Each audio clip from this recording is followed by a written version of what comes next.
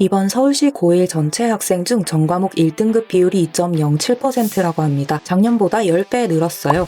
그럼 1등급 받기 쉬워졌으니까 좋은 거 아니야? 아, 그렇구나 하고 손 놓고 있을 때가 아닙니다. 개편되면서 대학들도 똑똑한 학생들 뽑으려고 고민을 많이 하고 있단 말이죠. 되는 대로 가야지 이러고 넋놓고 있다가 당하기 딱 좋은 타이밍입니다. 지금부터 빠르게 개편된 교육과정에서 어떤 고등학교를 가야 대입에 유리할지 딱 정해드리겠습니다. 우선 상황을 이해해야 전략을 세우겠죠. 2025년 올해 고등학교 1학년부터 입시 구조가 세 판이 됐습니다. 핵심을 한마디로 정리하자면 내신 성적, 수능 성적은 예선전, 학생부가 본선이라고 할 수 있는데요. 그 이유는 바뀐 입시 정책에서 살펴보겠습니다. 우선 내신이 9등급제에서 5등급제로 바뀝니다. 1등급 컷이 4%에서 10%로 2.5배가 늘었어요. 그만큼 대학 입장에서는 이 내신 성적만 가지고는 판단하기 어려워졌다는 건데 한 해 스카이 정원이 대략 7,000명 정도, 소위 인서울 기준으로 입학 정원이 9만 명이면 단순 계산으로도 1등급을 벗어나면 인서울 힘들다는 말이 괜히 나오는 게 아닙니다. 두 번째로 고교 학점제가 도입됐죠. 학생들이 원하는 과목을 직접 선택해서 들을 수 있습니다. 그런데 진짜 듣고 싶은 과목, 성적 잘 나올 것 같은 과목만 선택해서 들어도 되냐? 그런 건 또 아니란 말이죠. 반드시 기억해야 하는 부분이 선택한 과목이 진로 관심사를 보여준다는 겁니다. 희망 전공과 관련된 과목을 들었는지를 대학에서도 중요하게 볼 거라 희망 학과와 진로를 명확하게 세팅해두고 전략적으로 접근해야 한다는 거죠. 마지막으로 수능도 개편됐습니다. 이게 정시 파이터에게는 굉장히 불리한 구조가 돼버렸는데요. 미적분2, 기하 같은 심화 수학이 빠지고 탐구도 통합되면서 학습 부담이 줄어들었어요. 그런데 왜 불리한 거냐 하면 학습 내용의 난이도나 변별력이 떨어지다 보니까 대학 입장에서는 수능만으로 판단하기 곤란한 거죠. 그래서 정시 전형에서도 고등학교 생활, 생기부를 반영하려는 움직임을 보이고 있어요.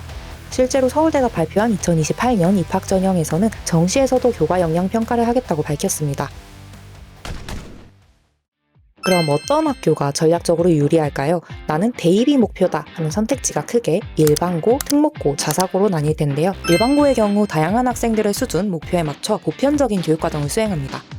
장점으로 볼 수 있는 점은 기본적으로 예체능 등 하위권을 책임져주는 친구들이 있어서 안정적으로 중상위권을 노려볼 수 있겠고요. 심화 과목, 비교과 활동의 비중이 적어 수능 공부에도 여유가 있다는 점이 특징입니다. 그만큼 학교에서 떠먹여주는 비교과 활동이 충분하지 않을 수 있기 때문에 생기부를 매력적으로 만들기 위해서는 능동적으로 활동을 찾아 하는 노력이 필요하겠죠.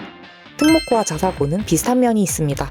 상위권 학생들이 진학하는 만큼 치열한 경쟁과 뛰어난 면학 분위기를 자랑하고 다양한 프로그램이 운영되어 따라만 가도 생기부가 든든해진다는 장점은 있지만 그만큼 여유 시간, 자습 시간 관리가 빠듯하다는 점은 주목해 주셔야 합니다.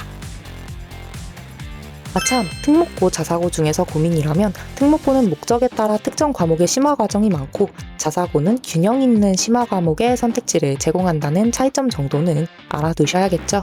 이렇게 학교별 차이점을 살펴봤는데요. 아니 그래서 어떤 학교를 가라는 건데요.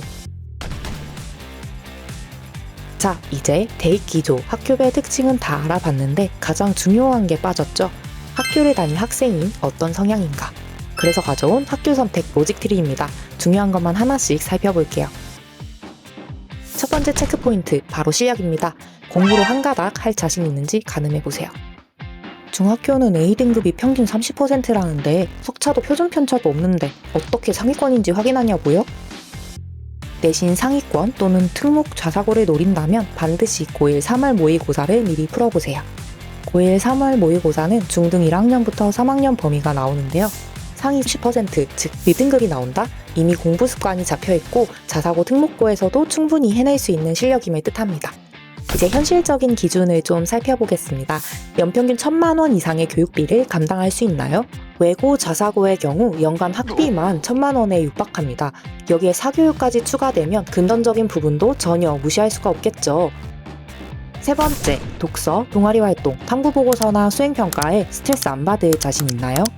특목고, 자사고는 학교에서 다양한 탐구활동과 비교과 프로그램을 지원하는 만큼 심화탐구, 동아리 등 일반적인 공부 외의 활동에도 시간을 많이 할애해야 합니다. 중학교 때부터 이런 활동이 부담스럽고 힘들었다면 고민을 많이 해봐야겠죠. 자, 이제 선택할 시간입니다. 모든 조건을 충족한다면 자사고, 특목고도 노려볼 수 있겠는데요. 언어 쪽 흥미가 확실하다면 외고, 이공계 진로가 확실하다면 과학고를, 수능 외의 범위에 투자하는 시간을 줄이고 싶다면 자사고를 가시면 됩니다. 특목고의 경우 목적에 맞게 특정 과목 시수가 압도적으로 많고 심화 탐구 활동이 많기 때문에 관심이 없는데 진학했다가 적응을 못할 수도 있거든요. 반면 상술한 조건 중 하나라도 부담이 된다면 일반고도 충분히 좋은 선택이 될 수 있습니다. 근데 말이 쉽지 일반고도 학교마다 특성이 너무 다르죠. 만약 또래 친구랑 노는 게 좋고 분위기를 잘 탄다, 개념 응용하고 활용하는 데 문제가 없다, 그럼 면학 분위기가 좋은 갑반고에서 친구들과 함께 성장하세요. 반면 스스로 진로 계획 세우고 비교과 활동도 직접 찾아서 할 수 있는 학생이다, 그러면 성적 받기 쉬운 일반고에서 학종을 노려보는 걸 추천드립니다. 오늘은 성공적인 대입을 위한 학교 선택 가이드를 살펴봤는데요. 어떤 학교를 가든 결국 그 이후의 전략과 결과가 대입을 결정짓겠죠. 학교 선택은 환경일 뿐 주인공은 여러분입니다. 고등학교 입학, 5등급제 도입, 혼란스러울 수 있어요. 하지만 정보전쟁에서 이기는 사람이 대입도 이깁니다. 저희 내신특공대가 도와드릴 테니까 제대로 알고 준비해봅시다.